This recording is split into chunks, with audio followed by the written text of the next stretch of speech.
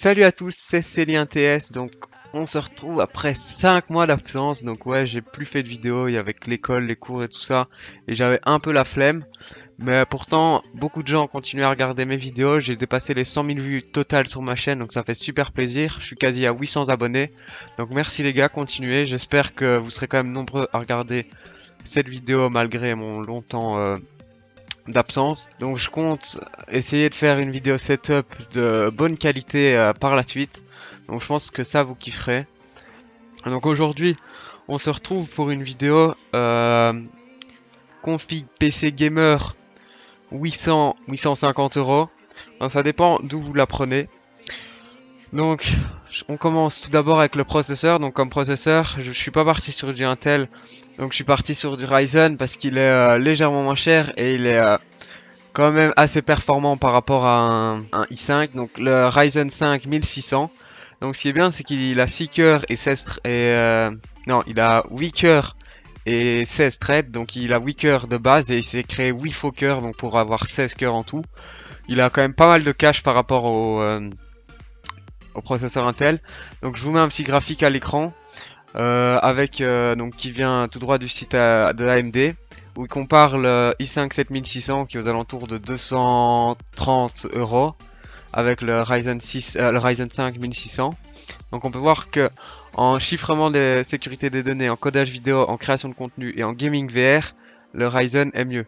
Après en jeu, le i5 est légèrement mieux, mais franchement si vous voulez je vous mets un lien en description avec un versus entre un i5 7600, un Ryzen 5 1600, Ryzen 5 1600. Et ben la différence est minime, franchement. Et pour la différence de prix qu'il y a, franchement c'est mieux de prendre un Ryzen. Donc on prend un petit Ryzen. En plus Ryzen, ce qui est bien, c'est qu'AMD ils ont fait un travail sur le ventilateur. Ils mettent pas un vieux ventilateur Intel qui est le même pour toute la gamme Intel avec les putains de fils arc-en-ciel. Non, ils font des différents. Pour Ryzen 3, c'est un plus petit. Ryzen 5, c'est un joli comme ça qui a 90, qui a 95 watts de TDP, donc il est capable de dissiper 95 watts. En plus, enfin, franchement, il est pas mal niveau design. Puis les fils sont gainés, donc vous n'avez pas les fils arc-en-ciel. Donc on laissera ce ventirad là. Donc ça c'est sympa, on économise et le ventirad fait l'affaire.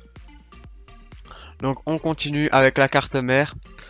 Donc la carte mère, je vous ai pris une Gigabyte AB350 Gaming 3. Donc je vous ai pris une 350 et pas une 370 parce que on sait tous les deux faire de l'overclocking dessus. Peut-être un peu moins performant sur du 350, mais je pense pas que c'est l'objectif de tout le monde. Donc voilà, en plus elle est bien fournie niveau connectique, donc c'est du 3.1 Gen 1, 3.1 Gen 2, là c'est du 2.0 avec un bruit réduit, enfin une tension plus haute, comme ça enfin vous perdez moins de qualité, donc c'est genre pour l'audio qu'ils disent, enfin c'est une prise USB spéciale pour l'audio, genre pour mettre votre micro ou votre casque. Donc vous pouvez faire du crossfire, donc les ports SLI sont renforcés, donc ça c'est stylé. Vous pouvez mettre 4 fois, enfin 64 jusqu'à 64 Go de RAM je pense. Enfin vous avez 5 prises pour mettre les ventilateurs, vous avez des LED intégrés, vous avez des prises pour rajouter des LED et pour synchroniser les LED avec les LED de la carte mère, donc ça c'est pas mal. Donc voilà, il n'y a pas grand chose à dire, elle supporte de la RAM, en pas overclocké c'est 2666 et en overclocké ça peut aller plus haut. Donc voilà, enfin une carte mère simple et efficace. Donc ensuite de la RAM, donc 2 x 4 Go, comme ça il vous restera 2 ports de libre et vous pouvez rajouter 2 x 4 Go plus tard pour upgrade votre config, donc en 2400 MHz parce que c'est un bon compromis, le max est 2600 en non overclocké et 2400 ça me paraît bien. Donc ça c'est de la RAM basique. Ensuite carte graphique, bon là j'ai un petit souci mais je vais vous expliquer, vous allez voir. Donc je vais vous mettre de base une Saphir, enfin en gros une une AMD RX 580, 8 Go.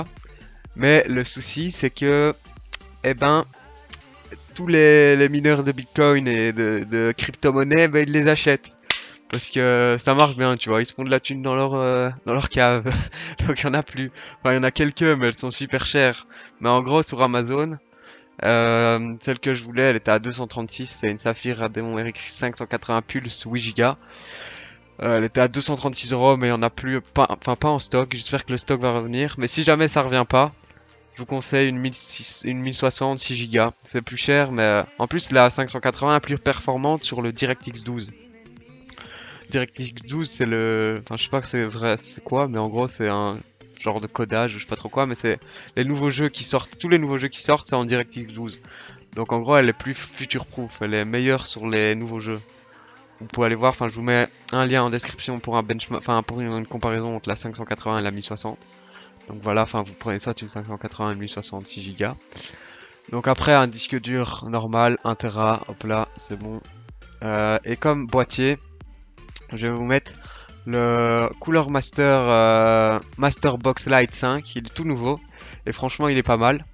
Il a, comment ça s'appelle? Vous pouvez changer des couleurs, enfin il y a des clips à l'avant, vous pouvez changer la couleur, vous avez blanc, noir ou rouge. Et ces clips là, vous pouvez les imprimer en 3D si vous avez une imprimante 3D. Donc c'est pas mal.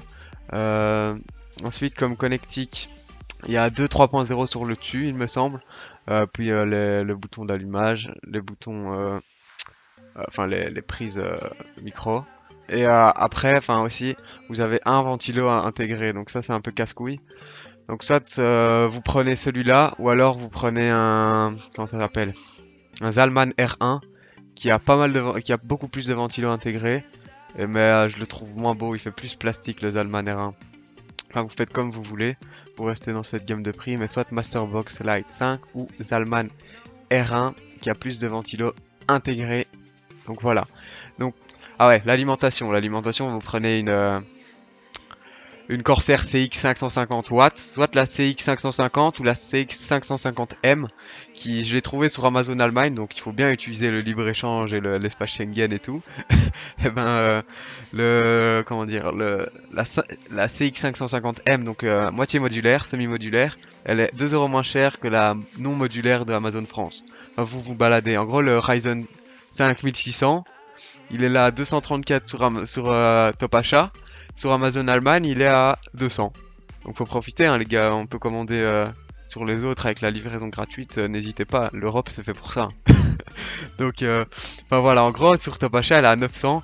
Et sur Amazon, avec toutes les réductions, parce qu'Amazon, ils achètent des putains de gros lots de produits et tout ça. Donc sur Amazon, il est à 800. Et si vous voulez faire un petit plaisir pour booster la rapidité de votre PC, vous prenez un disque dur à 500, un SSD à 50 euros, genre un SanDisk, enfin le SanDisk normal à 120 Go. Bref, voilà, j'espère que ça vous aura plu, j'espère que la petite présentation, que le montage et tout vous plaira. N'hésitez pas à me donner des conseils si vous trouvez que quelque chose ne va pas en commentaire, à me poser des questions, je peux vous aider pour faire vos configs en commentaire, à lâcher un petit like et à vous abonner. Direction les 1000 abonnés, ça fera super plaisir les gars. Merci à vous.